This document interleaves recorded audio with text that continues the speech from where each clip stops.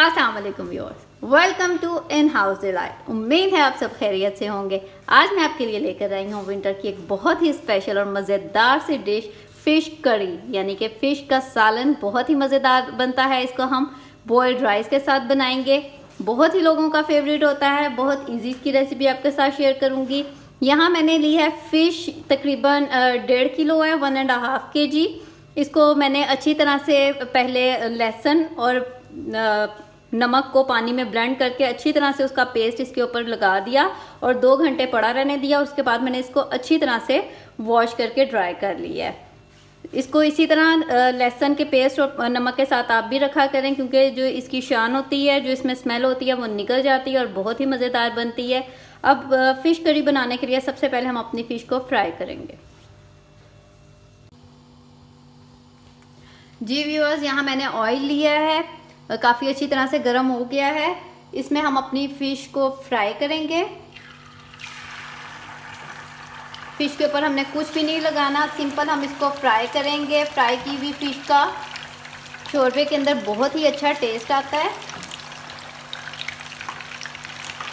हमने इसको बहुत ज़्यादा फ्राई करके क्रिस्पी नहीं करना, बल्कि लाइट कलर दोनों साइड्स पर देना है। जी व्यूअर्स, तकरीबन 2 से 3 मिनट एक साइड से फ्राई होने के बाद हम इसकी साइड चेंज करेंगे। देखें माशाल्लाह लाइट सा इस पर कलर आ गया है। हमने इसको बहुत ज़्यादा फ्राई नहीं करना, बल्कि इसको हाफ फ्राई करना है। इसी तरह तकरीबन 2 से 3 मिनट हम इसे दूसरी साइड से फ्राई करेंगे। आंच मैंने इसमें मीडियम ही रखी हुई है, बहुत लो और बहुत हाई नहीं है। जी व्यूअर्स, ये तकरीबन 2 से 3 मिनट हमने दूसरी साइड से भी पकाया है। ये हमारी फ़िश डन हो गई है। इसको हम इस तरह से, ये देखें कलर दोनों साइडों से माशाल्लाह बहुत अच्छा आ गया है। इसको अब हम एक प्लेट में निकालते जाएंगे और इसी तरह से करते हुए हम तमाम मछली की गनियाँ फ्राई कर लेंगे।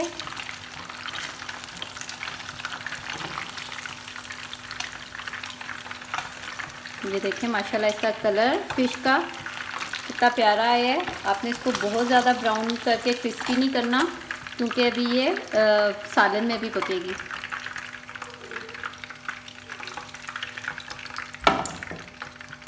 मछली का शोरबा बनाते वक्त आपने इसके अंदर मछली की गनियों के साथ जो इसके सिरे होते हैं वो भी लेने हैं। जो इस टाइप के होते हैं उनको भी आपने एज इट इज़ फ्राई करना है, क्योंकि शोरबे में इसका रस निकलता है जो कि बहुत ही ताकतवर होता है। इससे मछली का शोरबा बहुत ही ज़्यादा मज़ेदार बनता है और बहुत हेल्दी भी होता है।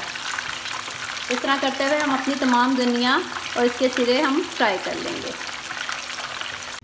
जी व्यूअर्स, हमने अपनी सारी मछली फ्राई कर लिया। देखें इस पर लाइट सा गोल्डन कलर आ गया। विद इसके जो हमने ये सिरे लिए थे उनको भी हमने साथ ही फ्राई कर लिया। अब हम इसका सालन बनाते हैं। जी व्यूअर्स, अब हम सालन बनाना स्टार्ट करते हैं। यहाँ मैंने दूसरे फ्लेम पर एक देगची में पानी लिया है, जिसमें मैंने अपने चावल बॉईल करने हैं, क्योंकि मैं फ़िश करी के साथ बॉइल्ड राइस बना रही हूँ। इसमें हमने पानी जो है वो चावलों का ही यूज़ करना है, इसीलिए मैं साथ ही दूसरे फ्लेम पर मैंने चावलों का पानी रख दिया है। जब तक हमारा मसाला रेडी होगा तब तक हमारा चावलों का पानी भी बॉईल हो जाएगा। अब जिसमें आपने सालन बनाना है उसमें आप ऑयल लें। मैंने जिस ऑयल में फ़िश फ्राई की थी उसी में से मैं तकरीबन 1/2 कप ऑयल ले रही हूँ। यहाँ आप 2 मीडियम साइज़ के प्याज या एक ही बड़े साइज़ का प्याज ले लें, इसको डालें। यहाँ मैंने इसको रफली चॉप किया है। मैंने सारे जो इसमें चीज़ें डालनी हैं उनको मैंने रफली चॉप किया है, क्योंकि मैं इसके बाद मसाले को ब्लेंड करूँगी। अब हम इसे सौते करेंगे। जी व्यूअर्स, हमारा प्याज माशाल्लाह बहुत अच्छी तरह से सौते हो गया है। अब इसके अंदर हम ऐड करेंगे, यहाँ मैंने 4 बड़े साइज़ के टमाटर लिए हैं, जिनको मैंने रफली चॉप कर लिया है। अब ये मैं ऐड करूँगी। इसके साथ मैं ऐड करूँगी, यहाँ मैंने 4 से 5 जवे लहसुन के और एक टुकड़ा अदरक का लेकर उसको काट लिया। यहाँ सब चीज़ें मैंने रफली चॉप की हैं, ये ऐड करूँगी। यहाँ मैंने तकरीबन 4 हरी मिर्चें ग्रीन चिलीज़ ली हैं, इनको ऐड करेंगे। और इसके साथ ही हम अपने स्पाइसेस ऐड कर देंगे। जिसमें मैं यहाँ लूँगी 1/2 टीस्पून हल्दी, 1 टीस्पून धनिया पाउडर, कोरिएंडर पाउडर, और इसके साथ यहाँ मैं लूँगी तकरीबन 1 टेबलस्पून, या आप अपने स्पाइस के अपने टेस्ट के मुताबिक ऐड कर लें मिर्ची। यहाँ मैं 1 टेबलस्पून रेड चिली पाउडर लूँगी। सॉल्ट हम इसमें ऐड नहीं करेंगे क्योंकि हमने जो चावल बॉईल करने हैं, इसी चावलों का पानी बॉईल करने के बाद हमने इसके अंदर डालना है। हमने उसके अंदर भी 1 टेबलस्पून हमने सॉल्ट ऐड किया है, और हमने फ़िश को भी शुरू में धोने से पहले नमक लगाया था। इसीलिए फ़िश का शोरबा बनाते वक्त हमेशा आपने लास्ट में उसके शोरबे में ही नमक ऐड करना है, जितनी आपको ज़रूरत हो। अब मैं तकरीबन इसमें 2 से 3 टेबलस्पून पानी डालकर इसको 5-1 मिनट का दम लगाऊंगी, ताकि ये हमारा सारा मसाला अच्छी तरह से सॉफ्ट हो जाए। उसके बाद हम इसको ब्लेंड करेंगे। जी व्यूअर्स, आफ्टर 5 मिनट्स ये देखें हमारा मसाला माशाल्लाह बहुत अच्छी तरह से सॉफ्ट हो गया, टमाटर भी अच्छी तरह से सॉफ्ट हो गए हैं। अब इस स्टेज पर मैं इस मसाले को ब्लेंड कर लूँगी।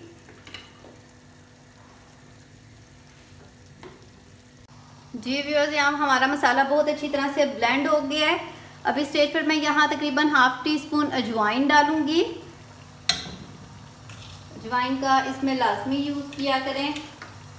अगर कुछ लोगों के पास ब्लेंडर की ऑप्शन नहीं है, वो मसाला ब्लेंड नहीं कर सकते, तो स्टार्टिंग में ही आप अपना प्याज और टमाटर और जो लहसुन अदरक है उसको अच्छी तरह से फाइनली चॉप कर लें, और बाद में आप चम्मच की मदद से ही मसाले को अच्छी तरह से ब्लेंड करके एक स्मूथ सी ग्रेवी रेडी कर लें। दूसरी तरफ हमने ये जो चावलों के लिए पानी रखा था वो भी बहुत अच्छी तरह से बॉयल हो गया है। यहाँ मैंने 2 ग्लास चावल लिए हैं, जिन्हें मैंने तकरीबन 45 मिनट पहले का डिप किया हुआ था। मैंने इसका पानी स्ट्रेन कर दिया है। अब मैं इन चावलों को पानी में ऐड कर दूंगी। पानी के अंदर मैंने तकरीबन 1 टेबलस्पून नमक ऐड किया हुआ था।